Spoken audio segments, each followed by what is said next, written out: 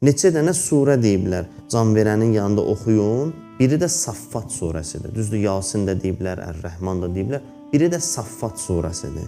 Məxsusən tövsiyə olunub ki, can verən insanın yanında Saffat surəsi oxunsun.